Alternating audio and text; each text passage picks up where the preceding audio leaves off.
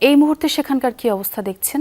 আন্দোলনকারীরা কি এখনো সেখানে অবস্থান করছেন কিনা? আমি ইসলামী ব্যাংকের যে প্রধান কার্যালয় দিলকুশা তার সামনে অবস্থান করছি। এখানে আইন শৃঙ্খলা বাহিনীর যেমন উপস্থিতি রয়েছে এবং যারা গ্রাহক সচেতন ফোরামের ব্যানারে আন্দোলন করছে তাদের অবস্থানও রয়েছে এবং তারা মূলত নতুন যে চেয়ারম্যান নিয়োগ দেওয়া হয়েছে খোরশেদ আলম, তাকে এই ইসলামী ব্যাংকে প্রবেশ প্রতিহত করার জন্য সকাল 9টার সময় তারা আসলে ইসলামী ব্যাংকের সামনে এসে জড়ো হয় এবং তাদের অবস্থান এখনো অব্যাহত রয়েছে।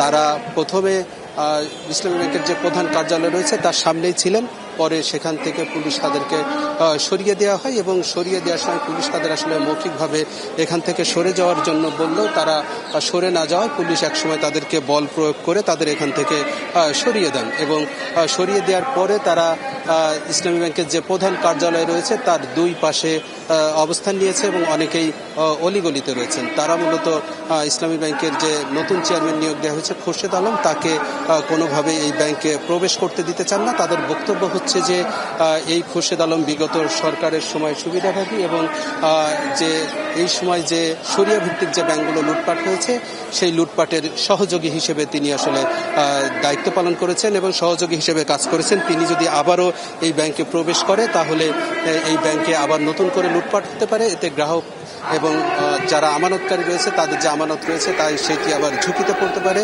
এবং ইসলামী ব্যাংকের উপরে সাধারণ গ্রাহকদের সাধারণ আমানতকারীদের আস্থা সেটিও উঠে যেতে পারে। এই আশঙ্কায় আসলে যারা আমানতকারী রয়েছে তাদের ব্যানারে এখানে আন্দোলন হচ্ছে, এটি অব্যাহত রয়েছে এবং এর মাঝে তারা একটি সংবাদ সম্মেলন করেছে। সেখানে নতুন যে চেয়ারম্যানের নিয়োগ বাতিল, গভর্নরের পদত্যাগ এবং যে ছুটিতে যে এমডিকে বাধ্যতামূলক ছুটিতে বুঝতে পেরেছি আলমগীর, অনেক ধন্যবাদ আপনাকে।